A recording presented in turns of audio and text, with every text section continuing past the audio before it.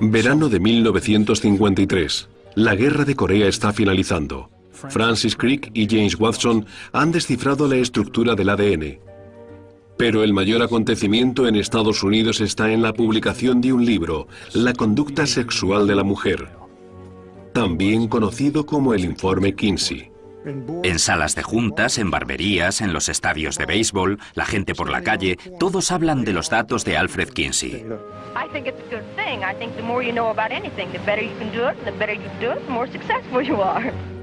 De repente hubo una persona que dijo, esta es la cartilla de nota sexual de los estadounidenses, este es el aspecto que tiene. Y supongo que eso fue lo que provocó una reacción tan inmensa. En el centro de la tormenta se hallaba una extraña figura. Un profesor de zoología de 59 años de la Universidad de Indiana, llamado Alfred Kinsey. Kinsey había hecho lo que nadie se había atrevido a hacer nunca: entrevistar a miles de estadounidenses sobre sus experiencias sexuales. This research has been possible because over the past 15 years, some tens of thousands of people have cooperated. Kinsey quería incluir en su investigación todos los tipos de actividad sexual y oír todos los tipos de historias y todos los diferentes relatos sobre sexualidad. Te hacía sentir que no estabas hablando sobre ti mismo, aunque así fuera. De alguna forma, conseguía que en los primeros 5 minutos le contaras cosas que nunca le habías contado a nadie. Las afirmaciones de Alfred Kinsey sobre la vida sexual de los estadounidenses acabaría afectándoles profundamente. De repente, la conspiración del silencio quedaba desmantelada en una sociedad que se había mantenido reprimida. Y las cosas nunca volverían a ser igual.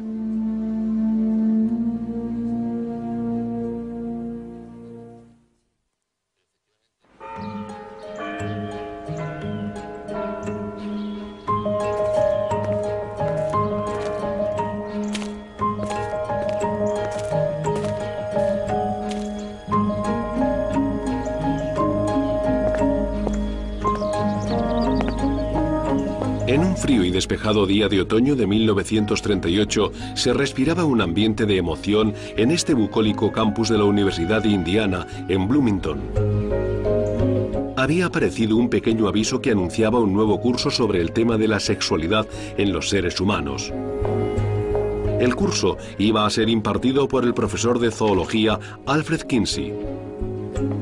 Su programa de estudios prometía una serie de conferencias francas sobre la técnica sexual, la fisiología y la anticoncepción.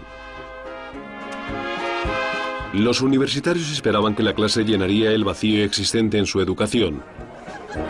Una epidemia de una enfermedad venérea había extendido durante varios años el temor en los campos de la universidad.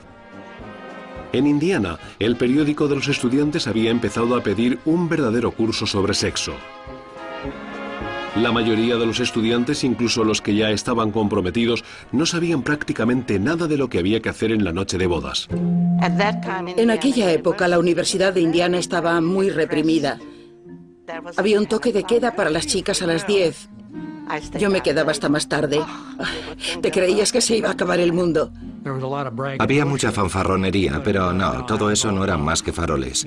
No había muchos casos de sexo prematrimonial. La mayor parte de lo que sé sobre sexo lo aprendí en el asiento de atrás de un Chevrolet del 26. Yo me crié en una granja y teníamos vacas, un toro y una cerda que tuvo 17 crías a las cuales yo vi nacer. Aparte de eso, yo no había visto mucho más de nada, excepto que me había masturbado. Y me creía que lo había inventado yo. Mi madre pensó que había llegado el momento de hablar conmigo y me dijo, si vas a la iglesia alguna tarde con tu novio y compartís el libro de las canciones y lo sujetas con la mano y el dedo meñique hacia afuera y él te ayuda a sujetarlo con su mano y te toca con su dedo meñique, eso es sexo. Aunque el curso del profesor Kinsey estaba restringido a los estudiantes casados y de último año, hubo cientos que hicieron cola para apuntarse. Algunos se pusieron anillos de compromiso falsos para intentar entrar en la clase y otros incluso adelantaron sus fechas de boda. Anunció que iba a dar el curso ese otoño y nos casamos el 6 de septiembre. Teníamos una semana para irnos de luna de miel y a la semana siguiente empezamos la clase de Kinsey. Fuera lo que esperaran los estudiantes del curso de Kinsey, pocos imaginaban lo que acabarían presenciando. En el primer día de clase, Kinsey dejó claro sin vacilaciones cuál era su filosofía. El único tipo de disfunción sexual, declaró, es la abstinencia, el celibato y la demora del matrimonio. A continuación, encendió el proyector de diapositivas. Tendrías que ponerte en la situación de los años 30 para empezar a imaginarte lo escandaloso que era el contenido de la clase. Lo asombrosamente claro, crudo, objetivo y preciso que era sobre el comportamiento sexual en las personas. Kinsey fue directamente al grano. Hablaba de clítoris, de orgasmos, de penes y cosas que no se habían oído nunca en 1936. Y la gente casi se desmayaba de la emoción y de la fascinación. Sabía lo que era un pene, pero nunca había oído la palabra clítoris. Había oído hablar de homosexuales, pero en realidad no sabía lo que era un homosexual. Dibujó una línea muy larga en la pizarra y puso a las mujeres en un extremo y a los hombres en el otro. Y en medio dijo que había mujeres que eran más como hombres que como mujeres, y hombres que eran más como mujeres que como hombres. Así conseguí hacerme una idea mejor. En muchos sentidos, Alfred Kinsey era el último hombre que los estudiantes hubieran imaginado que sería el que rompiera el silencio sobre el sexo. Con su corte de pelo a lo soldado y su pajarita, parecía la personificación del profesor recto más a gusto en el laboratorio de biología que en las aulas. Pero dentro del conservadurismo típico del Medio Oeste, Kinsey sentía una apasionada misión. Enseñó que la ignorancia sobre el sexo era lo que llevaba verdaderamente al sufrimiento y que la liberación sexual era la clave para la fortaleza del matrimonio y una vida feliz. Son las ideas de lo que es apropiado y de lo que no, lo que interfiere en la consumación del matrimonio. Son las ideas gadmoñas más que ningún otro factor lo que destroza los hogares. Alfred Kinsey. Creo que sinceramente quería ayudar. Nos explicó que había un montón de mujeres frígidas a las que les habían enseñado que el sexo era malo y que no se debía practicar sexo y que cuando se casaban no podían participar. No sabían cómo hacerlo y tenían miedo.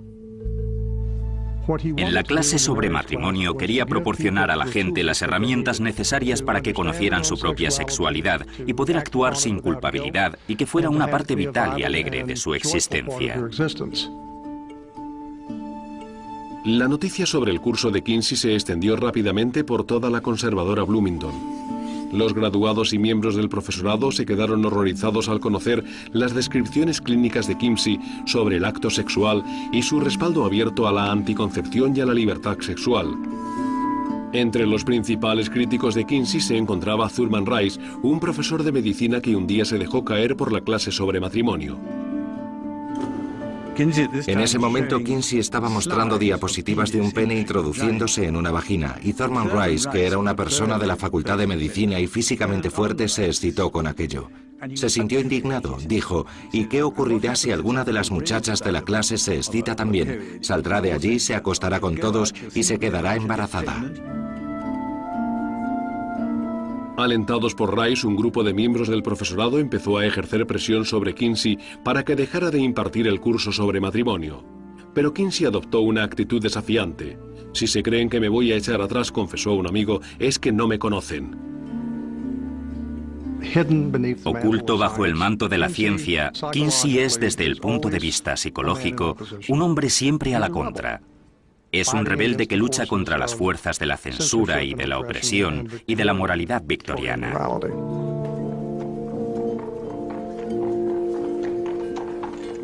Alfred Charles Kinsey creció en un piso sin agua caliente en la deprimente ciudad industrial de Hoboken, Nueva Jersey. Fue un niño enfermizo. Padeció el raquitismo, la fiebre reumática y también la fiebre tifoidea. Los médicos dudaban de que su corazón aguantase más allá de los 20 años. En el colegio, los niños más débiles suelen verse amedrentados por los más agresivos. Esto además se vio agravado por el hecho de que su padre también era una persona agresiva. El padre de Kinsey, Alfred Seguin Kinsey, era un modesto profesor de mecánica en un pequeño colegio, además de haberse ordenado él mismo predicador metodista. El padre de Kinsey era un patriarca, claramente, y quería conseguir su oasis moral. El padre de Kinsey quería criar a sus hijos bajo las enseñanzas y el temor a Dios, y en su hogar solía haber mucho más temor que verdadera enseñanza. Solía enviar a Kinsey a comprar tabaco cuando tenía 11 años, algo que no estaba más permitido de lo que está ahora. Y cuando el tendero le vendía los cigarrillos, el padre de Kinsey iba a por él y le denunciaba a las autoridades. Eso precisamente no le hizo ganarse mucha popularidad.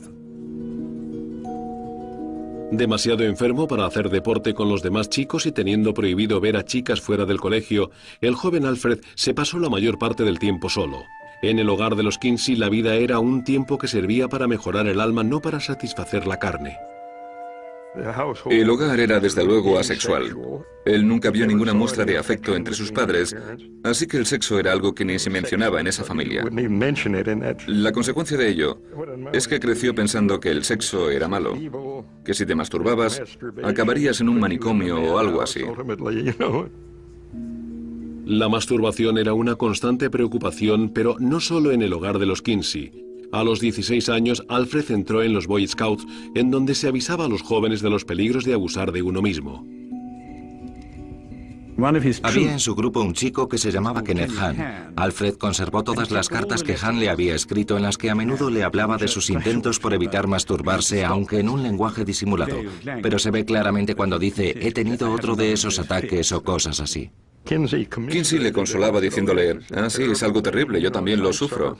Tenemos que luchar contra ello. Y el chico decía, bueno, ¿y qué hacemos? Y Kinsey le respondía, pues supongo que lo único que podemos hacer es rezar. Así que se ponían los dos de rodillas junto a la cama y rezaban para ser liberados de este terrible pecado. De adolescente, Alfred acató las obligaciones morales de su época, pero sus excursiones con los Scouts le sirvieron para desahogarse un poco de la sofocante presión que sentía con su familia. La naturaleza es libertad, un espacio en el que se puede respirar. Estar en la naturaleza es salir de casa. La naturaleza proporciona a Alfred Kinsey un lugar en el que se puede definir a sí mismo. Andaba 15, 20, 30 y hasta 40 kilómetros al día, y se le veía muy relajado. Ya empezaba a mostrarse como una persona muy fuerte, una persona con una enorme fuerza de voluntad. Alfred se aprendió los nombres de todos los árboles, todas las plantas y todos los insectos que se encontraba. En la escuela pronto llegaría a saber más que su profesor de biología. Sus compañeros le llamaban el próximo Darwin. El apodo era adecuado. Alfred había encontrado una nueva religión, la ciencia. Cuando Kinsey acaba los estudios de secundaria, es el mejor de la clase. Es un joven destacado y brillante, preparado para comerse el mundo. Todo el mundo menos su padre sabe que quiere ser biólogo. Su padre es la única persona del planeta que no puede asumirlo. A los 19 años, Alfred anuncia que se marcha de casa para formarse como biólogo, pero su padre no le escucha.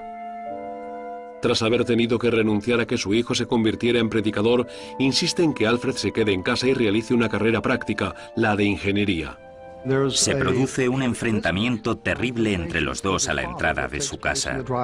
Su padre no reconoce al hijo que tiene delante. Se supone que su hijo debe ser sumiso. Supone que su hijo debe obedecer a su padre y el chico que tiene delante es un joven atrevido, independiente, que además le está pidiendo, furioso, que le deje ser independiente. Su padre se niega. Entonces Kinsey se marcha. Simplemente se marcha. Lo único que le dio su padre fue un traje. Después de eso no le apoyó en nada. Tenía que buscarse la vida. Freud dijo que el héroe primero desafía al padre y luego le derrota. Pero tienes que ser valiente para desafiar y derrotar a un hombre que te ha dominado desde que has nacido. Kinsey era valiente.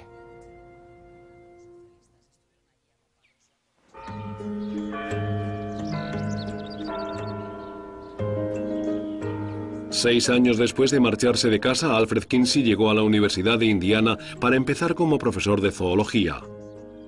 Llegaba con un historial académico muy brillante de las universidades de Bowdoin y Harvard, donde eligió especializarse en entomología. Ahora se metería de lleno en su trabajo, pasándose meses en el campo recogiendo insectos y hora tras hora encerrado en su laboratorio. Al quedarle poco tiempo para socializar, la vida de Kinsey en el campus era solitaria. A pesar de ser un hombre atractivo, tenía poca confianza con las mujeres. Pero una joven de 22 años fue capaz de ver el interior de aquella extraña fachada. Clara Brackett Macmillan, hija de 2 profesores de escuela de Indiana, era baja y de aspecto normal, pero brillante y muy independiente. No fue un amor a primera vista, pero ella vio en él el potencial que tenía. Estaba dispuesta a ayudar a este hombre tímido que no tenía experiencia prácticamente ninguna en salir con mujeres. Creo que estaba dispuesta a realizar los esfuerzos necesarios aunque fuera más complicado de lo normal y le exigiera quizá una mayor madurez, algo que muchas otras mujeres no hubieran podido aguantar. Los dos empezaron a verse. Alfred llamaba Mac a Clara y ella a él Proc, diminutivo de profesor Kinsey. Fue un cortejo duro. Lo primero que le regaló a ella fue una navaja, un par de botas Bass de montaña y otro tipo de cosas, una mochila o algo así, de lo cual ella debió pasar un poco. Alfred y Clara se casaron en una sencilla ceremonia el 3 de junio de 1921. Pero su noche de bodas no fue muy bien. Él mismo confesó que cuando se casó era un virgen, que su esposa era también virgen y que al principio le resultó muy complicado porque no sabían lo que tenían que hacer. Hay que recordar que este es un hombre que de niño se sentía muy culpable por la masturbación y que ahora al casarse de repente se supone que tiene que ser un experto. Alfred y Clara siguieron intentándolo durante meses sin saber que Clara tenía un himen que le impedía prácticamente las relaciones sexuales. Tras una pequeña operación, la pareja pudo finalmente consumar su matrimonio. Alfred tenía 27 años. Avergonzado por su comportamiento torpe con Clara, Kinsey empezó a buscar respuestas metiéndose de lleno en la poca literatura existente sobre sexo. Empezó a rebelarse contra su actitud de autocontrol anterior, a rechazar el dogma religioso y a empezar a pensar en el sexo, a leer sobre ello y a averiguar que se sabía muy poco y que mucho de lo que se creía que se sabía eran tonterías.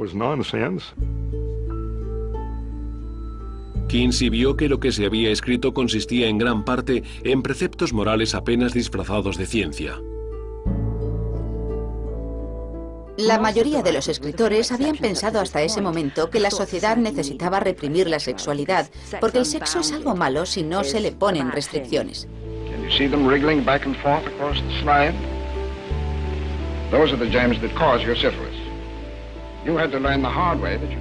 Se consideraba que el sexo sin restricciones no solo era el culpable de extender las enfermedades venéreas y de los embarazos no deseados, sino también de enfermedades nerviosas, de la falta de control e incluso de la locura. Lo que se buscaba en las investigaciones sobre el sexo no era averiguar lo que la gente hacía en realidad, sino en respaldar un estrecho margen de comportamientos aceptables.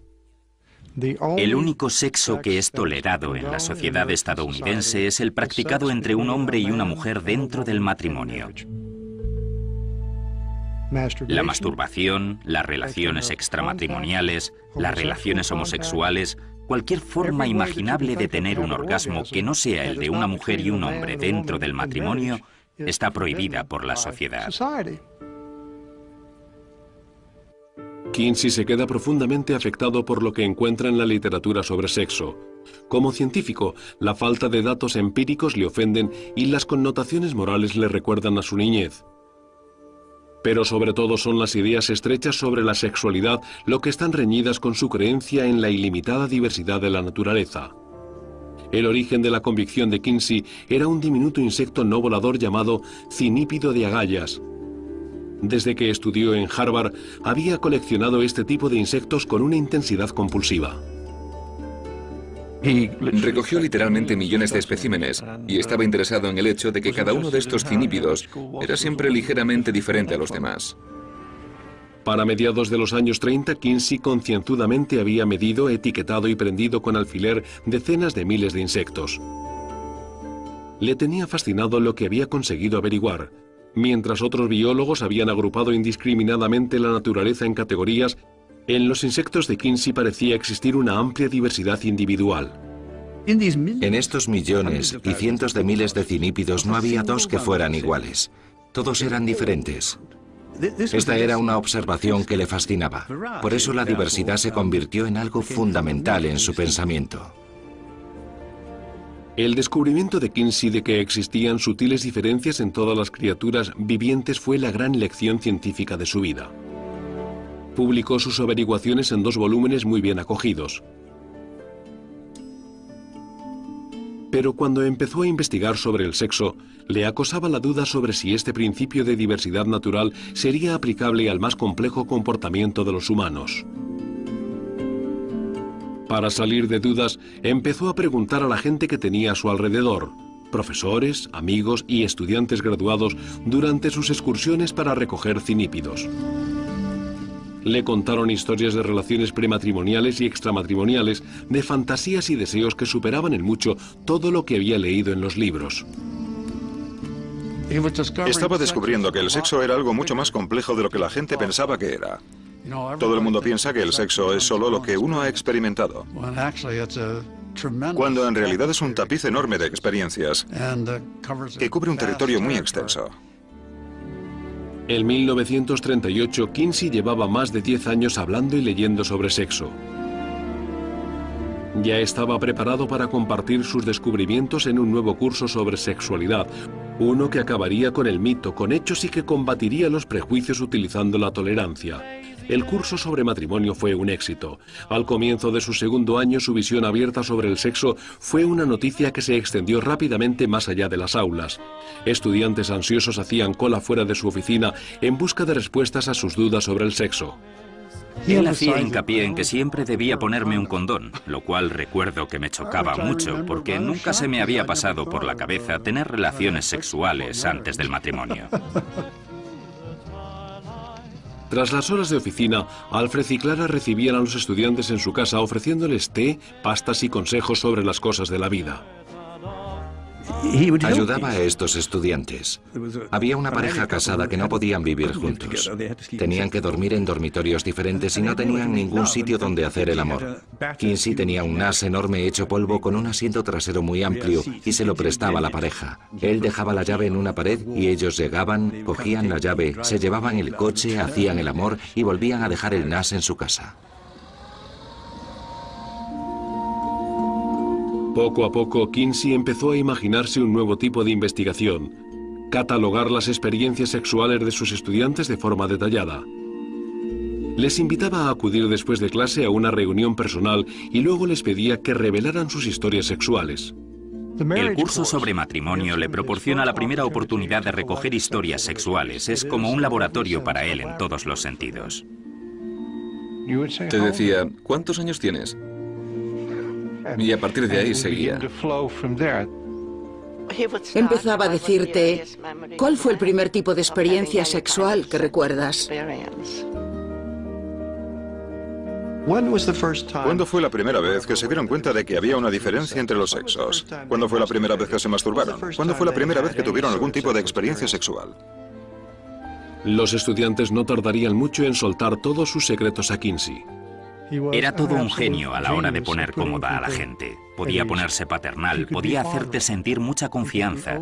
También podía mostrarse en desacuerdo o incluso desinteresado. Se sentaba en su silla y escuchaba con gran pasión. Parecía que podía intuir lo que necesitaba la gente. Te hacía sentir que no estabas hablando sobre ti mismo, aunque así fuera. Te hacía sentir que tú eres tan científico como lo era él. De alguna forma conseguía que en los primeros 5 minutos le contaras cosas que nunca le habías contado a nadie. En la primera hora, Era todo información relativa a los momentos previos al acto sexual. Y entonces te preguntaba, ¿has tenido alguna relación sexual? Si tu respuesta era sí, entonces te quedabas una segunda hora. Los chicos del campus empezaron a pensar que las chicas que se quedaban 2 horas habían tenido relaciones sexuales. Y se quedaban sentados fuera esperando. Si salías a la hora ya no estaban interesados en ti. Si salías pasadas las 2 horas, entonces intentaban ligar contigo. Para la primavera de 1939, Kinsey ya había mantenido más de 300 reuniones fuera de clase con sus estudiantes. 5 de ellos le preguntaron sobre problemas anatómicos, 8 sobre la ausencia de sentimientos eróticos, 36 le preguntaron sobre la masturbación, 29 sobre las relaciones prematrimoniales y 9 sobre la homosexualidad. Para Kinsey, estas historias subrayan la necesidad de seguir investigando. Para muchos graduados y el profesorado, eran la prueba de que el profesor había llegado demasiado lejos. Naturalmente, en cuanto se supo en la comunidad académica lo que estaba pasando en esa clase, empezó a aparecer gente de no se sabe dónde para oponerse. Hubo un hombre que se interpuso entre Kinsey y las acciones disciplinarias que solicitaban para él. El nuevo presidente de Indiana, Herman Wells. Firme defensor de la libertad académica, Wells estaba dispuesto a defender las investigaciones de su profesorado sin importarle a dónde pudieran llevar. Pero Wells era también un hombre pragmático que sabía que solo había una forma de apaciguar a los enemigos de Kinsey. Wells le dio a Kinsey una opción. Le dijo, puedes seguir con el curso sobre matrimonio pero dejar de hacer esas preguntas, o puedes dejar el curso sobre matrimonio y continuar recogiendo las historias sexuales. Kinsey se encontraba furioso, pero tomó una decisión sin dudarlo. A la edad de 45 años, Kinsey abandonó su carrera como entomólogo, en la que había conseguido ser altamente respetado, para introducirse en el arriesgado mundo de la investigación sexual. Resulta reconfortante ver dedicarte a lo que en mi opinión será el verdadero trabajo de tu vida, le escribió un amigo. Un proyecto tan grande que necesite todas tus facetas, la de reformador, la de científico fanático y la de maestro, todo ello en uno y marchando a toda máquina.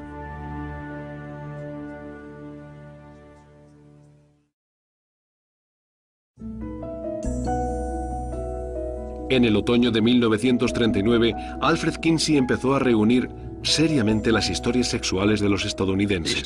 En un principio, empezó con estudiantes universitarios, pero después, tratándose de un coleccionista nato, no podía parar ahí y empezó a entrevistar a algunos de los miembros del profesorado. Luego continuó con la gente del edificio y de los jardines. Nadie estaba a salvo. También recogió la historia sexual de Clara y entrevistó a sus propias hijas adolescentes. Yo sentía lo mismo que cuando iba a un médico al que no hubiera visto nunca antes si yo fuera la paciente del tocólogo. Ni John ni yo habíamos hablado de ello. Las dos teníamos la misma impresión. Es verdad. En realidad era algo sin ninguna importancia para mí. Yo pienso lo mismo. Pronto Bloomington entero se quedaría pequeño para Kinsey. Iba a las universidades cercanas, iba a los clubes, iba a Indianápolis. Allí donde hubiera gente, allí iba Kinsey.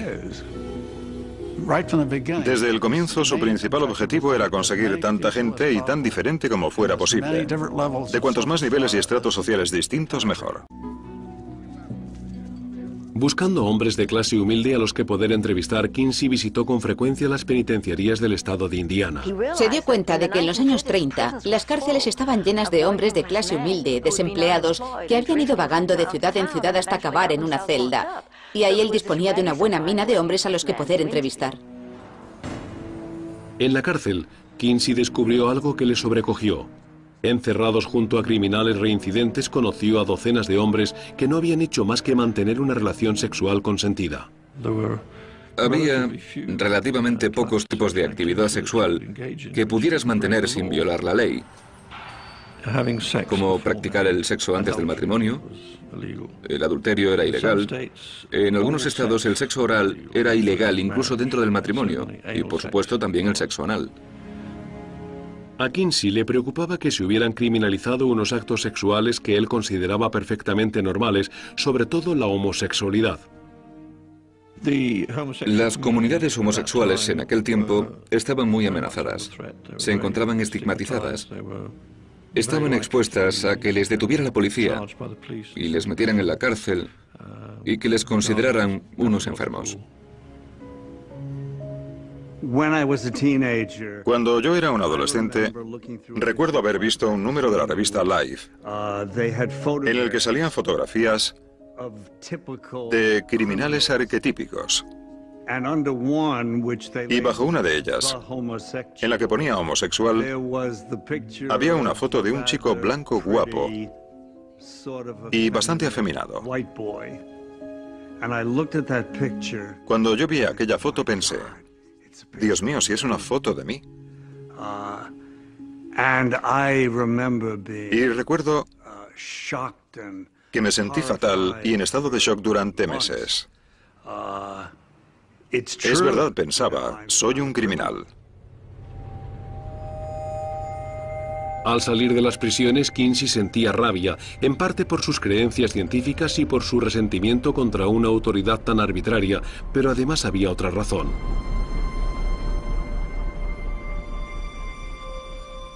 Creo que Kinsey empezó a comprender a una edad muy temprana que su identidad sexual era complicada y que estaba interesado en miembros de su mismo sexo.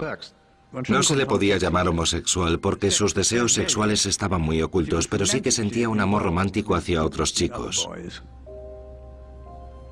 Incluso después de enamorarse de Clara, Kinsey seguía sintiéndose atraído hacia otros hombres. Durante sus excursiones en busca de insectos, Kinsey había hablado de sexo con sus propios alumnos. Uno de ellos le había llamado la atención en particular, un joven y atractivo entomólogo llamado Ralph Boris. Mi querido Boris, tenemos que pasar buenos ratos juntos tú y yo. Reservaré una habitación para los dos y haré planes para pasar 3 semanas en el campo. Lo pasaremos fenomenal conversando. El caso es que se enamoró de Boris. Y diría que desde ese momento su homosexualidad se volvió algo más evidente. Desde luego, según desarrolló su bisexualidad, no hizo sino avivar sus sentimientos. Y cuanto más averiguaba la forma tan atroz con la que se estaba tratando a los homosexuales, más empeño ponía en averiguar completamente lo que estaba ocurriendo.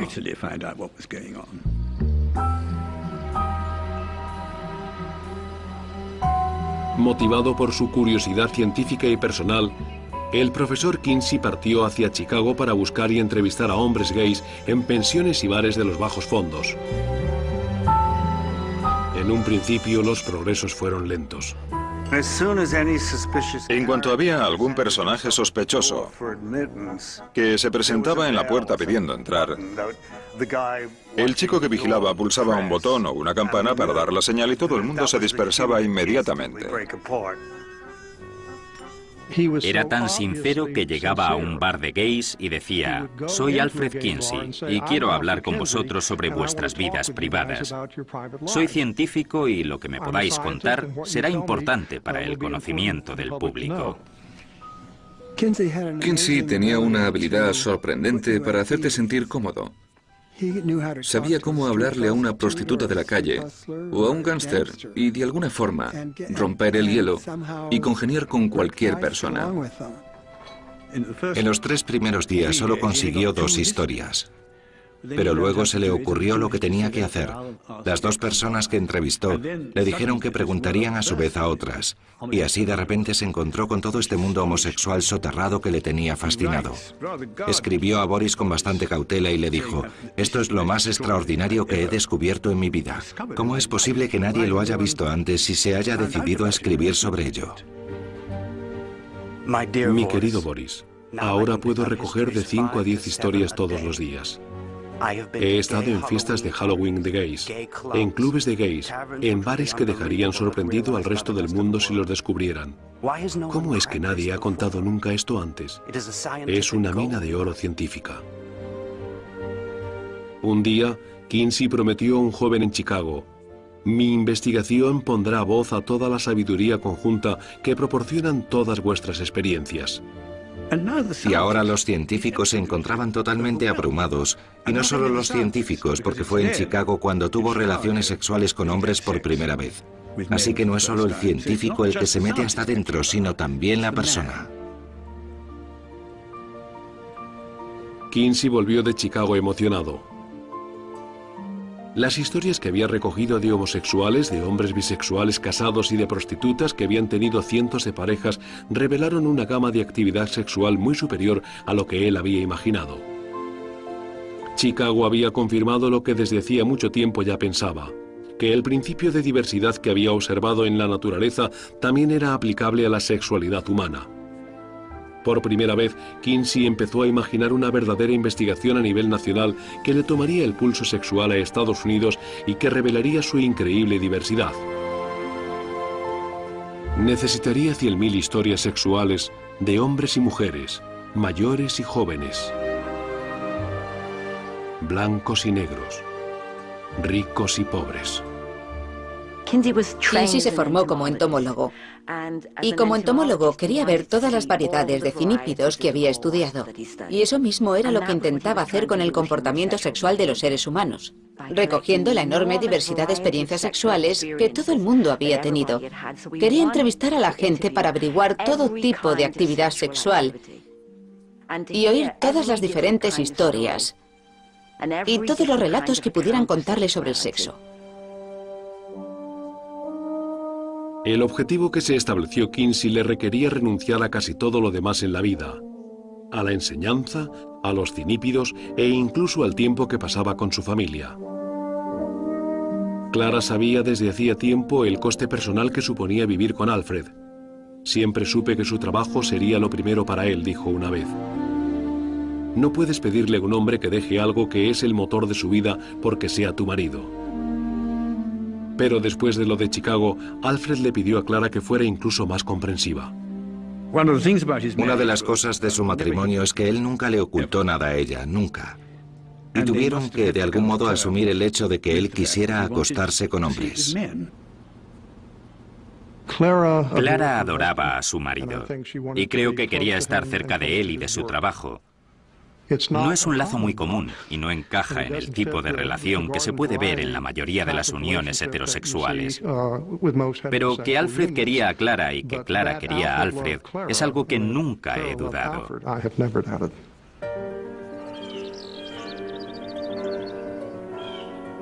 En diciembre de 1942, Kinsey buscaba dinero para financiar su investigación e invitó a los administradores de la Fundación Rockefeller a Indiana. Llegaron llenos de escepticismo. La idea de Kinsey de encontrar a 100.000 personas dispuestas a hablar de sexo parecía poco realista y muy arriesgada. Kinsey se propuso hacerles cambiar de idea. Les enseñó su enorme colección de cinípidos y luego sentó a los hombres de Rockefeller en su mesa para probar la carne asada a la cazuela de Clara, servida con té y canela. Finalmente, les persuadió para que le contaran sus propias historias sexuales. Una vez que Kinsey tenía a alguien en esa habitación, era enormemente persuasivo. Y veían cómo le sacaba lo mismo que conseguía sacar a todas las personas a las que entrevistaba, su verdadera conducta. Se encontraban en presencia de un científico. Veían a un hombre que había inventado un instrumento maravilloso para llegar hasta la verdad y consiguió que creyeran de verdad en ello. El equipo de Rockefeller estaba convencido. Kinsey era el candidato ideal para conducir un estudio sexual a gran escala. El hombre de familia felizmente casado que votaba a los republicanos y que nunca aparecía en público sin su pajarita. La fundación aprobó una importante beca. Inmediatamente, Kinsey fundó el Instituto para la Investigación Sexual en Indiana y empezó a buscarse un grupo de entrevistadores. Quería que fueran hombres que, como él mismo, fueran conservadores de aspecto pero con ideas liberales sobre el sexo. Buscaba gente que no expresaran ningún tipo de escrúpulo en relación a cualquier comportamiento sexual. De hecho, quería gente que no fuera, como decía él, tímida con el sexo.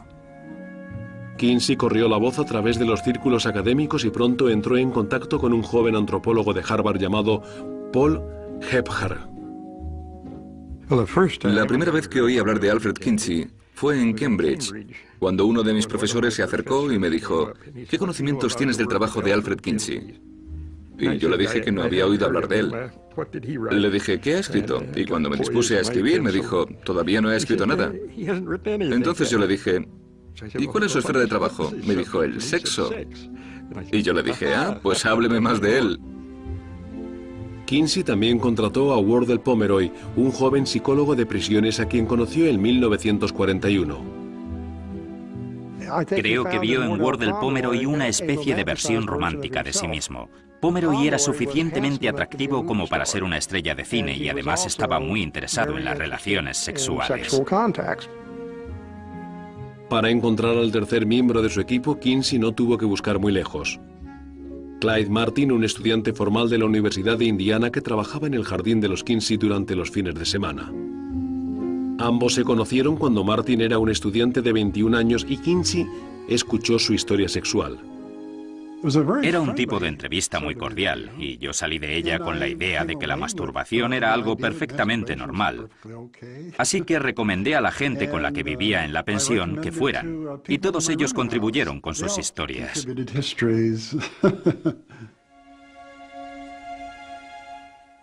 Este sería el círculo interno. Martin, Pomeroy, Gebhardt y Kinsey. Pero no había ninguna duda sobre quién estaba al mando. Cuando Kinsey organizó su equipo, enseguida estaba claro cómo iban a funcionar las cosas en el grupo. Él era el que dominaba el asunto. La verdad es que era un déspota benévolo, se podría decir. No le llamabas Alfred ni podías hacerte el simpático con él ni nada así. Y a mí siempre me llamaba Gebhardt, nunca me llamó Paul. Kinsey hizo pasar a su equipo por un duro proceso para aprender la entrevista que se había ampliado hasta incluir preguntas sobre cualquier situación sexual concebible. Era una agonía. Era como estar sometido continuamente a un examen final. La entrevista básica tenía poco más de 300 preguntas, así que había que aprenderse de memoria 300 preguntas. Todas las preguntas debían hacerse en un tono neutro sin mostrar parcialidad ni juicio. Le facilitábamos la labor a la gente asumiendo que lo habían hecho todo. Nunca decíamos, ¿ha hecho alguna vez? En su lugar decíamos, ¿cuántos años tenía cuando lo hizo por primera vez? Y entonces poníamos el lápiz listo para escribir como si lo esperáramos. Y eso sorprendía a la gente, pero también les daba más confianza. Reconociendo que sería necesario mantener la confidencialidad de sus entrevistas, Kinsey había ideado un complejo código para registrar las respuestas de sus entrevistados. Las hojas de código estaban divididas en una serie de rectángulos y el significado del símbolo o del número dependía del rectángulo en el que se incluyera. Por ejemplo, cualquier cosa escrita en esta columna tenía que ver con las relaciones prematrimoniales. Esta otra columna, aquí arriba, tenía que ver con el orgasmo durante el sueño. Dependiendo de dónde se escribiera, la M podría significar masturbación, matrimonio, masoquismo o metodista. Al final de su formación, Kinsey había infundido en sus hombres el objetivo que perseguía. Sabía que esto era un territorio sin explorar, recordó Pomeroy. Somos unos pioneros.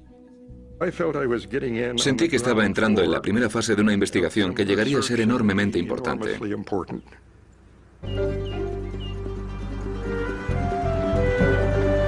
El equipo se hizo a la carretera, cruzando el país en busca de entrevistas. Kinsey les apretó hasta trabajar 14 horas al día, 6 días a la semana. En 1943 estaban realizando 300 entrevistas de media al mes. Se subían a un tren o a un avión y empezaban a recoger las historias. Y con historias acababan el día. Y en esos relatos no puedes desconcentrarte ni un momento. El nivel de concentración era muy intenso. Aquello se extendía hasta la noche. ¿Y después de eso se iban a casa y a la cama? No. Se iban a recorrer Times Square y hacían una lista del siguiente grupo de personas al que iban a entrevistar. A un estudiante universitario soltero se lo hacíamos en 1 hora. Con una persona casada podíamos tardar 1 hora y 20 o o quizá una hora. Pero cuando encontrábamos a gente que tenía 2 matrimonios, 3 matrimonios, con cada uno de ellos tardábamos, no sé. Entonces mirábamos con mucho disimulo el reloj y pensábamos, Dios mío, no me va a dar tiempo, tengo que darme prisa. La siguiente cita viene en 10 minutos y esta persona sigue con su 3er matrimonio. Pero según seguían entrevistando a personas de todo Estados Unidos, el equipo se enfrentó a un problema: cómo asegurarse de que fueran representativos de toda la población. Miembros de la Fundación Rockefeller le habían pedido a Kinsey que tuviera en cuenta el reciente campo del muestreo de probabilidades en el que unos pocos individuos elegidos de forma aleatoria podrían servir de representantes de todo el país, pero a Kinsey le preocupaba que demasiadas personas se negaran a ofrecer sus historias, dejando como muestra solo a aquellos que sintieran más entusiasmo por hablar de sexo.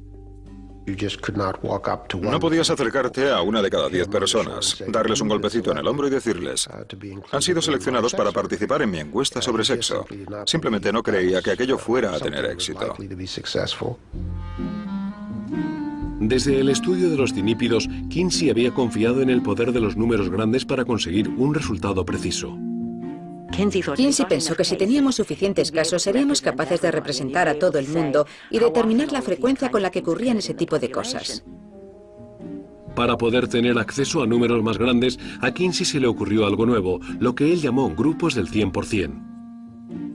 Entrevistaría a cada persona del grupo asegurándose de que los grupos fueran diferentes. Sociedades de bolos de Quinosa, círculos de costura en Siracusa, fraternidades en la Universidad de Indiana e incluso a los actores de la obra Un tranvía llamado Deseo en Broadway. Grupo por grupo, Kinsey se puso a hacerse una idea de la vida sexual de los estadounidenses. Yo vi un anuncio en el tablón de la residencia en el que se recomendaba que nos ofreciéramos voluntarios para el proyecto de investigación de un destacado científico llamado tal y tal. Esperaba conseguir una participación del 100% en todo el grupo. Y las chicas intentaban convencernos para que participáramos en ese 100%. Y a la última de ellas, que recuerdo que no quería hacerlo, tuvieron que insistirle bastante. Pero una vez que le dijeron que se trataba de una investigación científica, accedió a hacerlo. En 1946, el equipo había completado más de 8.500 entrevistas. Pero sus esfuerzos de búsqueda para reunir datos sobre sexo sin interferencias externas se estaba volviendo cada vez más difícil. Era como vivir en un submarino que surcase aguas peligrosas para realizar una complicada misión, comentó un miembro del equipo. Ciudad tras ciudad, Kinsey era denunciado por el clero local y atacado en las editoriales de los periódicos. Una vez fue incluso arrestado acusado de solicitación al intentar entrevistar a una prostituta. No podías estudiar el sexo sin asumir riesgos. Preguntar a la gente sobre sus vidas sexuales era algo arriesgado para el entrevistador. Ir a Times Square para entrevistar a prostitutas era arriesgado.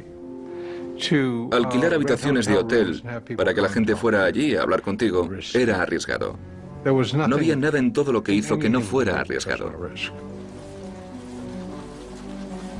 Pero el equipo continuó adelante. Lo que estaba surgiendo de sus datos, y todos lo sabían, era una idea revolucionaria sobre la diversidad sexual de Estados Unidos. Todos creían en lo que estaban haciendo. Ellos lo consideraban una cruzada. La ignorancia, la ansiedad, el dolor que se había creado por la falta de conocimiento, era algo de lo que había que deshacerse. Según iba de cárceles a comunidades de gays o a personas normales, yo creo que lo que más le motivaba era la gran ignorancia que veía en la sociedad sobre el sexo. Y creo que eso fue lo que, poco a poco, fue encendiendo su pasión como reformista. La actitud que él mismo mostraba ante toda la gente con la que trataba era de profunda compasión y de profunda generosidad. Querido Dr. Kinsey, espero que lea esta carta que le escribo porque tengo un gran problema. ¿Es posible que una persona sea varón y hembra al mismo tiempo? Yo soy una chica de 20 años y amo profundamente a otra chica. Y ella también me quiere a mí. Sé que eso no está bien y estoy desesperada. Por favor, respóndame, señor. Por favor, ayúdeme. Querida señora, su pregunta es muy interesante. Si el amor es alabado por poetas y maestros, entonces, ¿qué puede tener de malo en cualquiera de las formas en que permanezca como amor auténtico? La única respuesta que puedo darle es que la homosexualidad no está de moda en la sociedad en la que usted tiene que desenvolverse. Daría más de lo que usted imagina por ver que la situación cambiara en su favor. Dr. Alfred Kinsey. Tiene su corazón receptivo hacia la gente que ha tenido experiencias similares a las suyas, hacia las personas que tuvieron el mismo tipo de problemas en su niñez, a los que les hicieron sentirse culpables. Y cuando empieza a conocer el dolor y el sufrimiento de los demás, creo que empieza a sentir menos dolor y sufrimiento él mismo. Creo que cada vez se siente más cómodo con la idea de que la ciencia les liberará y de que la ciencia le liberará a él también. Con el tiempo, Kinsey ha empezado a creer en una utopía sexual, en un mundo libre de temores y dudas que él conocía demasiado bien y en un mundo que él ayudaría a crear. Un mundo sexual perfecto, así de sencillo. Un mundo sin complejo de culpa. Él creía en eso. Que sin la culpa y sin las diversas presiones que la sociedad te hace soportar, la gente viviría la sexualidad de forma mucho más libre. Que los hombres tendrían muchas más parejas, pero las mujeres también. Y él quería que esto se hiciera realidad. Y eso es a lo que animaba él a la gente de su equipo. Kinsey, que siempre había tenido una gran influencia sobre las vidas de su círculo, desde cómo iban vestidos hasta dónde vivían, ahora también intentaba influir sobre sus vidas sexuales. Yo sentí una cierta presión. Y probé con la homosexualidad, pero no funcionó. Simplemente no era lo mío. Siempre me sentía impotente y humillado, así que finalmente dije, Kinsey, yo le llamaba Proc, al diablo con esto. Desde luego, no me está haciendo ningún bien. Y estoy seguro que a mis parejas sexuales tampoco les hago muy felices. Entonces él ya no me volvió a decir nada, me dijo, vale, al menos lo has intentado. El mismo Kinsey se acostó con Pomeroy y con varias de las esposas y luego sedujo a Martin, que era 30 años más joven que él. Al año más o menos me da la sensación de que Clyde Martin quería darle largas a Kinsey y fue y le dijo, ¿qué diría Mac si yo le pidiera que se acostara conmigo? Kinsey se quedó totalmente sorprendido. Aún así fue a preguntárselo a Mac y a ella le encantó la idea. Ella se dejó llevar por el entusiasmo de él. Esta era la obsesión de él, pero se convirtió también en la obsesión de ella. Pero me pregunto cuál sería el valor emocional que tendría para su relación, si había celos, si se puede separar totalmente la idea del amor y del romance, del acto mecánico sexual, del acto hormonal del sexo, como Kinsey sugeriría que se podía hacer. Yo creo que Clara, a pesar de que dijera lo contrario, se sentía sola. Clara no sería la única herida por la idea de Kinsey del sexo separado del amor. Poco después llegó Gebhard y empezó a tener relaciones con la esposa de Clyde Martin, Alice, la cual rápidamente empezó a enamorarse de Gebhard. Empezó a convertirse en un vínculo más fuerte. Lo suficiente para que cuando Kinsey se dio cuenta de ella me dijera, ¿sabes? Esto está haciéndole daño al matrimonio de Martin y eso no puede ser. Quiero que pares ahora mismo, se acabó. Y eso fue lo que hice. Alice Martin no perdonó nunca a Kinsey. Nunca le perdonó por poner fin a su romance. Creo que en el fondo hay una parte espiritual que Kinsey no estaba teniendo en cuenta. Por eso quizás su comportamiento con su círculo íntimo, con su esposa, con las esposas de sus compañeros investigadores, podría haber resultado perjudicial, en formas que él nunca admitiría o que prefería no saber. Y me refiero a que provocaba un daño emocional.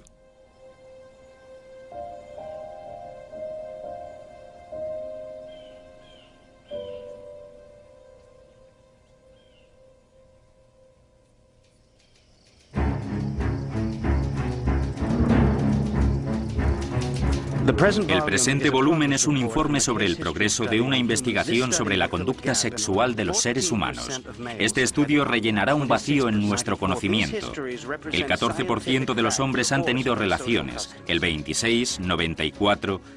En el verano de 1947, Kinsey había empezado a escribir el primero de una serie programada para 9 volúmenes sobre la sexualidad en los seres humanos. Estaría centrado en los hombres. Su equipo consiguió las cifras tras más de 10.000 entrevistas. Paul Herbart supervisaba el análisis mientras Clive Martin dibujaba a mano decenas de gráficos. Los resultados que empezaron a surgir eran impresionantes. Los hombres alcanzaban su apogeo sexual a la edad de 19 años. El 68% de los varones había tenido relaciones con una prostituta. El 37% de los varones había tenido al menos una relación homosexual. Kinsey se empleó al máximo trabajando hasta altas horas de la noche. Cuando finalmente entregó el original en ese otoño, constaba de más de 700 páginas. Llegó y me dijo, Gebhard, los editores me preguntan cuántas tiradas deberían imprimir. ¿Cuántas crees tú que deberían hacer? Y yo le dije, bueno, probablemente todas las universidades quieran una copia, otra para las bibliotecas, y creo que habrá muchos médicos que lo quieran tener. Creo que deberían imprimir 5.000. Y Kinsey me contestó, tonterías, Gebhard, tonterías. Al menos tienen que imprimir 20.000 copias. El 5 de enero de 1948 se publicó La conducta sexual del varón. Varios meses después ya se habían vendido más de 200.000 copias. No solo era el libro más vendido del año, sino el libro de ciencias más vendido de la historia. Se comparó a una bomba atómica. Todas las revistas, todos los periódicos lo mencionaban en grandes titulares e incluían artículos enormes. El efecto fue extraordinario. Lo que pronto se conocería como el Informe Kinsey inspiró montones de viñetas y canciones populares. ¿Bromea? El nombre de Kinsey se convirtió en la palabra de moda. Hacían chistes de él en la radio. Todo el mundo sabía quién era Kinsey.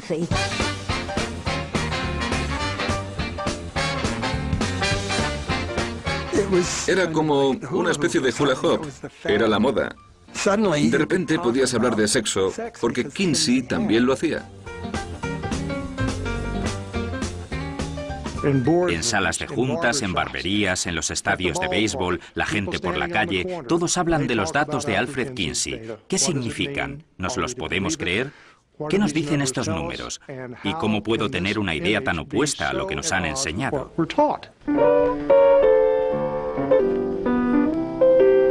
Por primera vez, los estadounidenses se enfrentaban a su propia conducta sexual y parecía ser mucho más variada de lo que nadie había pensado que fuera posible.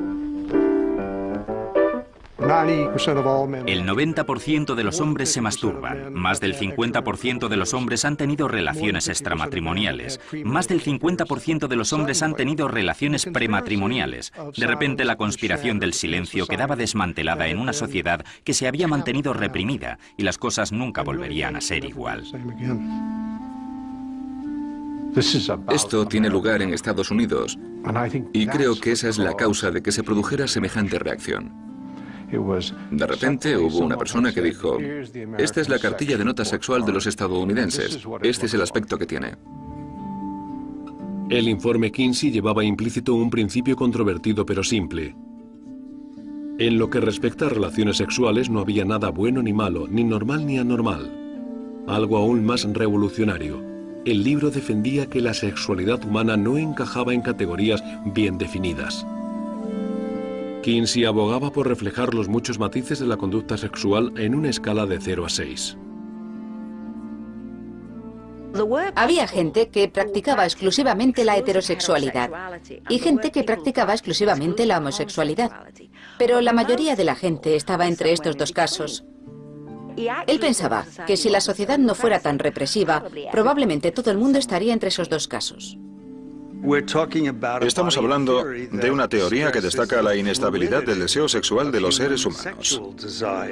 Él dijo que todas estas categorías las ha inventado la sociedad, como lo homosexual o lo heterosexual. Son invenciones de la mente humana. no producto de la naturaleza. La escala de Kinsey era una parte de un razonamiento más amplio cuyo objetivo era que la sociedad aceptase la amplia diversidad existente en la sexualidad humana.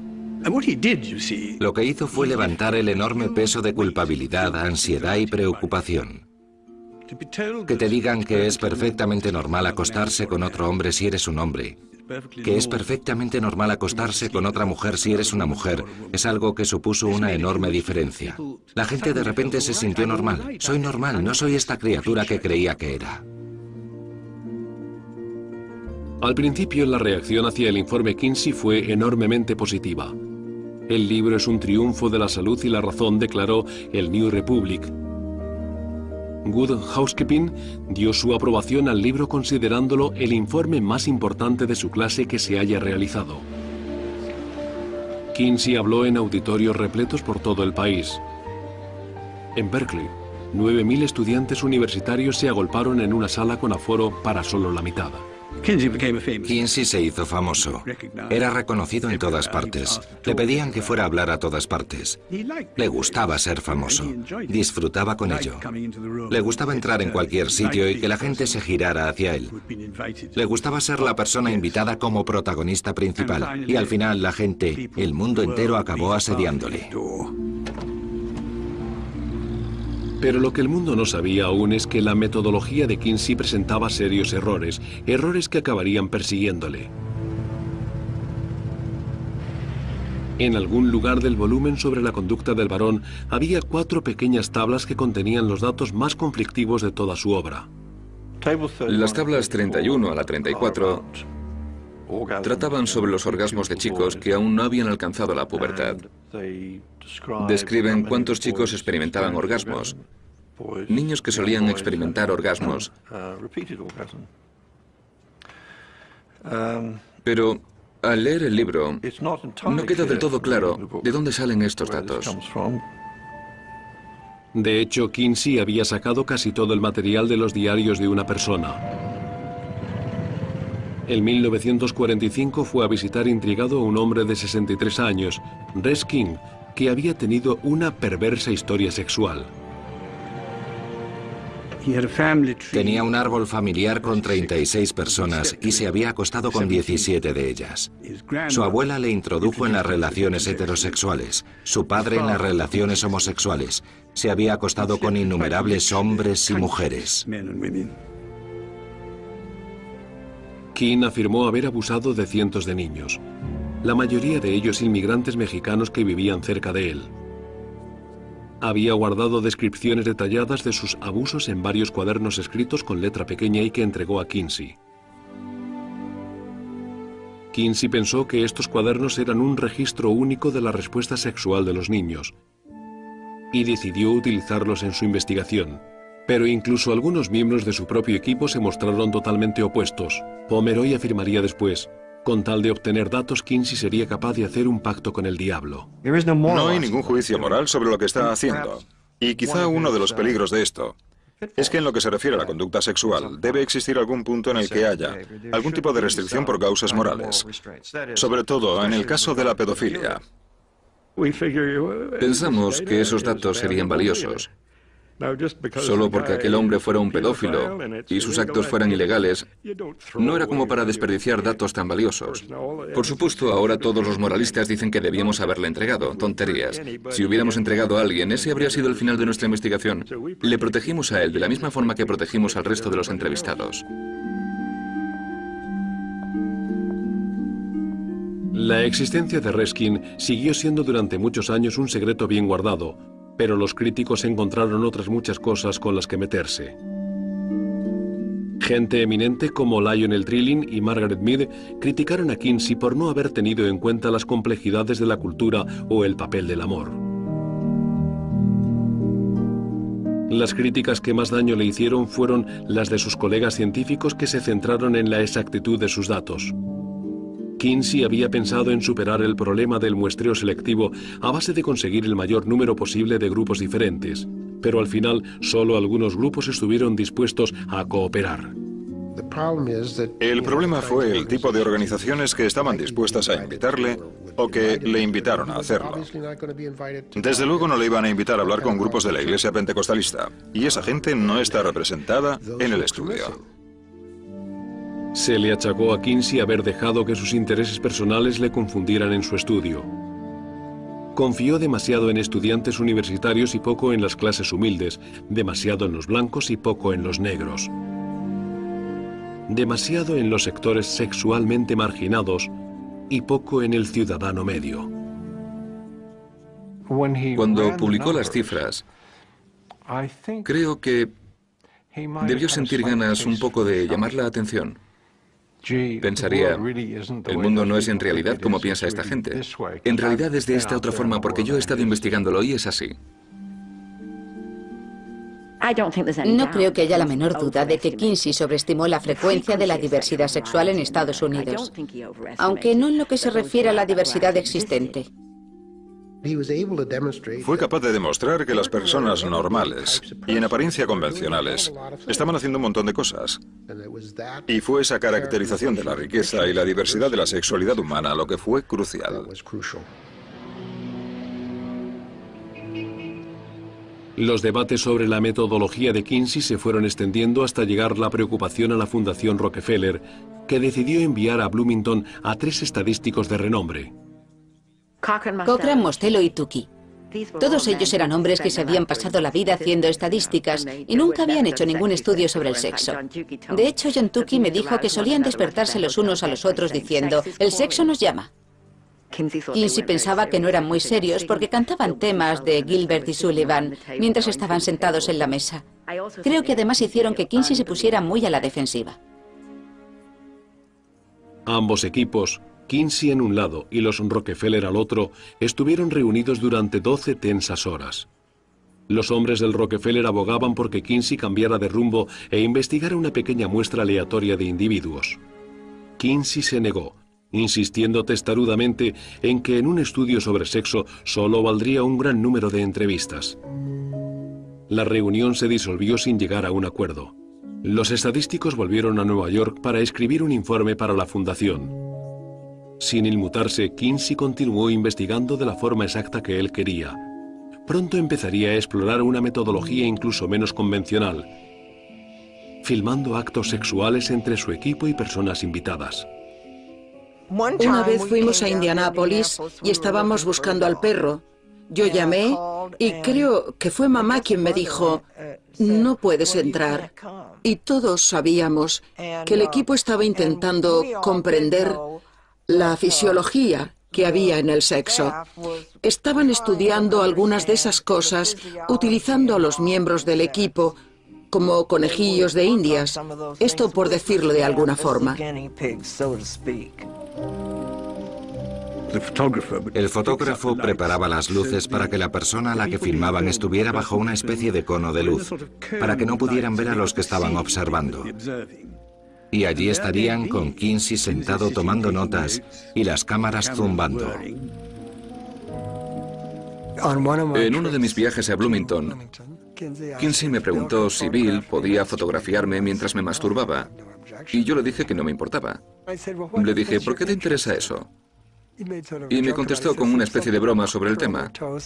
Me dijo, es que hay gente que mueve los dedos de los pies y otros que no. Vamos a averiguar a qué grupo perteneces. Kinsey le dijo a su equipo que observando directamente el sexo podría abordar enigmas que habían quedado sin resolver en sus entrevistas. Estaba interesado sobre todo en las mujeres, el tema de su siguiente libro. ¿En qué tipos de conducta sexual tomaban parte las mujeres? Porque algunas de ellas llegaban al orgasmo mientras que otras no. ¿Cómo se llegaban a excitar las mujeres? Para ayudarle a encontrar respuesta a estas preguntas, Kinsey se sirvió de Wardell Pomeroy. Podía usar a Pomeroy como una especie de misil sexual que podía disparar hacia la gente a la que quería filmar. Él sobre todo estaba muy interesado en mujeres muy receptivas que tenían múltiples orgasmos. Y Pomeroy era de un valor inestimable para poder demostrar esto. Kinsey podía mirar y tomar sus notas. Una de las personas a las que filmaban con frecuencia era la propia esposa de Kinsey. Cuando Clara no aparecía ante la cámara, ayudaba a otras a sentirse más cómodas. Ella dejaba sorprendidas a algunas de las personas que había allí dentro. Había hombres sentados por ahí, algunos de ellos desnudos, y ella abría las puertas, entraba y les decía: he pensado que os gustaría un poco de helado y pudín de vainilla, y les daba de comer. Se quedaban mudos. Ella no iba a permitir que la dejaran fuera, no iba a verse excluida. Si tenía que servir leche y galletas en su casa, aunque no se tratara de una reunión para tomar el té, aquella seguía siendo su casa y era un trabajo que ella apoyaba y tenía que participar en ello. Kinsey se las arregló durante más de 2 años para filmar actos sexuales y mantenerlo en gran secreto. En 1953, tras haber filmado cientos de horas de imágenes y realizado casi 18.000 entrevistas, empezó a escribir el informe sobre la mujer. La tan esperada continuación del volumen sobre el varón. Al acercarse la publicación, quiso mantenerlo todo aún más en secreto, insistiendo en que se numeraran y comprobaran las papeleras del instituto, las puertas se cerraran con triple llave y se guardaran los borradores del libro en una caja fuerte. Kinsey sabía que hablar sobre la sexualidad de la mujer resultaría mucho más explosivo que el informe sobre el hombre. Las mujeres eran sagradas. Las mujeres no tenían ni necesidad sexual, ni apetito sexual. Dios las había puesto en la tierra para satisfacer las necesidades sexuales del hombre. Para muchas mujeres de Estados Unidos el sexo era una fuente de ansiedad, incluso vergüenza. Yo nunca había hablado de sexo con ninguna de mis amigas, de modo que cuando me casé con mi marido me sentía llena de recriminaciones que me hacía a mí misma, de culpa y vergüenza, y me sentí muy aislada. Creo que las mujeres que no conseguían obtener ningún placer en ello, porque no llegaran al orgasmo o les saliera mal de alguna forma, pensaban que era por su culpa. Pero Kinsey pensaba que el deseo sexual de la mujer había sido prácticamente suprimido por la sociedad. Sus datos habían revelado que el 66% de las mujeres habían soñado con el sexo, el 62% se había masturbado, el 14% habían tenido múltiples orgasmos, mientras que el apetito sexual de los hombres llegaba a su apogeo durante la adolescencia, el de las mujeres seguía aumentando pasados los 30. Mucha gente temía que si las mujeres se ponían a explorar su sexualidad, aquello pondría en riesgo la unión de la familia. Kinsey contestó con otro valiente argumento. La libertad sexual de la mujer no amenazaba su matrimonio, sino que lo fortalecía. Hablaba de cuántas mujeres habían tenido relaciones sexuales antes del matrimonio y habían tenido después un matrimonio normal. De hecho, afirma que las mujeres que han tenido orgasmos antes del matrimonio tienen más posibilidades de disfrutar de una vida sexual satisfactoria dentro del matrimonio. Eso era algo bastante revolucionario para 1953. El 20 de agosto de 1953, día apodado por la prensa como Día K, salió por fin a la venta el volumen sobre la mujer. Muchas mujeres lo aclamaron como algo hace mucho tiempo esperado. Have you formed any opinions about the Kinsey report? I think it's a good thing. I think the more you know about anything, the better you can do it, and the better you do it, the more successful you are, irrespective of what it is. Pero había muchos más estadounidenses para quienes las teorías de Kinsey y los datos que las apoyaban resultaban ser profundamente ofensivas. I wouldn't like to read the book. You would not like to read it. Do you approve or disapprove of the book? I disapprove of it. Hubo mucha gente que se sintió indignada. No eran las críticas de las revistas en un principio, sino la propia gente. I don't think that any decent woman would give a man her opinions on such a matter. I know my sister wouldn't. I'm quite sure my mother wouldn't. Simplemente no se lo podían creer. ¿Mujeres adultas masturbándose en Estados Unidos? ¿Mujeres adultas acostándose con otras? Esto no puede ser verdad. Así no son las mujeres. ¿Qué es lo que ha estado viendo este hombre? Estos son todo mentiras. Y de repente llega un hombre que dice, esperen un momento, las mujeres tienen necesidades sexuales, tienen apetitos sexuales, y por supuesto aquello produjo una gran conmoción. Mi hermana, mi esposa, una gran conmoción. Dr. Kinsey's one-sided report is an indictment against American womanhood. It will cause children to doubt the fidelity of their parents and will lead to various types of moral abuses. Kinsey reaccionó ante las críticas con actitud desafiante. El científico que observa y describe la realidad es atacado como enemigo de la fe, declaró. Deberíamos poder descubrir formas más inteligentes de proteger los intereses sociales sin realizar un daño tan irreparable a tantísimas personas. Pero la reacción en contra fue enfureciéndose. El informe sobre la mujer empezó a complicarse desde el momento en que se publicó. Salió en 1953. La guerra había terminado y comenzado la Guerra Fría. Y estaban teniendo lugar los episodios de McCarthy.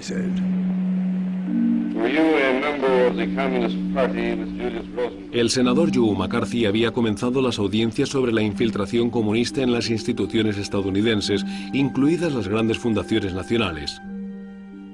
Uno a uno, los jefes de Carnegie, Rand y Ford fueron llamados ante el Comité Parlamentario de Investigación para que justificaran sus becas. Cuando les llegó el turno de interrogar a Rockefeller, utilizaron el Instituto Kinsey como arma arrojadiza contra ellos. La publicación de nuestras averiguaciones estaba debilitando a la familia estadounidense, destruyendo la moralidad en la nación y, en general, facilitando la llegada al poder del comunismo. Y vaya, aquello fue como el beso de la muerte. Para añadir leña al fuego, el equipo de estadísticos del Rockefeller terminaron finalmente su informe 2 años después de su visita a Bloomington. A pesar de su admiración por los esfuerzos de Kinsey, concluyeron que había cometido serios errores en su muestreo. De hecho, John Tukey le dijo a Kinsey que hubiera preferido una muestra de probabilidad de 400 personas a las 18.000 entrevistas que hizo Kinsey. Kinsey nunca le perdonó por eso. En 1954, la Fundación Rockefeller cerró el grifo a la financiación de Kinsey. Kinsey se sumió en una profunda depresión. Luchó por encontrar dinero en alguna parte sin éxito. Parecía un hombre diferente. Estaba haciendo algo que claramente odiaba hacer y se le notaba en los ojos si le conocías. Se podía notar en su cara el terrible estrés por el que estaba pasando. Estaba envejeciendo delante de tus propios ojos.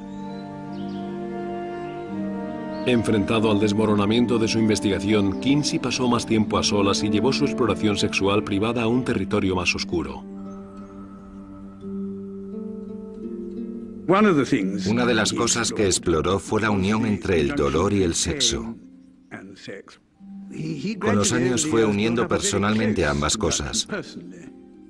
Kinsey pensaba que con el tiempo no es posible tener el placer sin el dolor. Los experimentos de Kinsey con el masoquismo habían empezado ya años antes, pero según se fue agudizando su depresión se volvieron más intensos. Me dijo una vez, tienes que tener cuidado con el masoquismo, porque el umbral cada vez va subiendo más. Cada vez necesitas más y más estimulación. Y en la época en la que yo le conocí, ya era desde luego doloroso. Empezó a tener problemas para dormir, entonces tomaba Nembutol, y luego tenía que tomarse pastillas estimulantes para despertarse del Nembutol.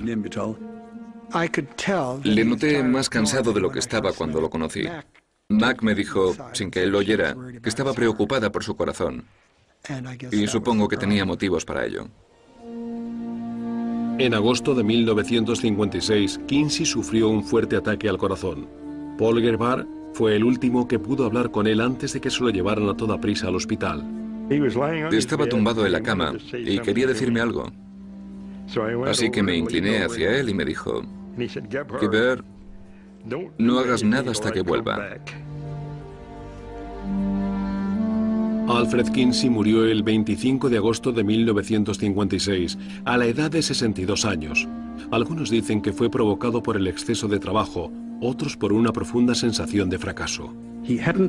No había conseguido convencer a la gente de que su actitud tolerante hacia el sexo era la más correcta, y se murió decepcionado y amargado. La verdad, por supuesto, es que no había fracasado. Estaba en el lado de los ganadores y él ayudó a que fueran los ganadores, pero él no lo sabía. Puede que Kinsey no hubiera provocado la revolución sexual que esperaba, pero había descubierto otra que se avecinaba bajo la plácida superficie de la vida cotidiana en Estados Unidos. esa revolución estallaría solo una década después de su muerte.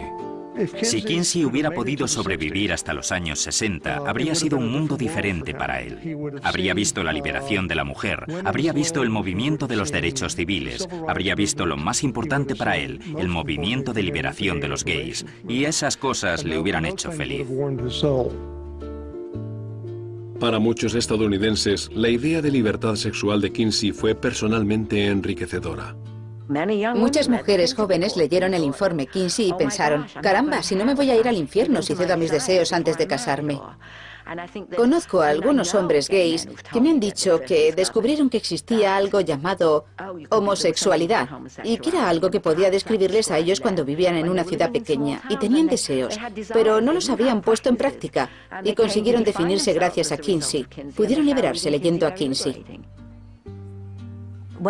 Cuando mis dos hijas se estaban haciendo mayores, una de las cosas que les mandaba hacer era quitar el polvo a los libros. Y yo sabía muy bien que encontrarían los libros de Kinsey en la estantería. Y sabía muy bien que esperarían a que yo no estuviera en casa para abrir el libro y hojearlo. Y creo que es una forma muy razonable para que dos jóvenes aprendan esas cosas.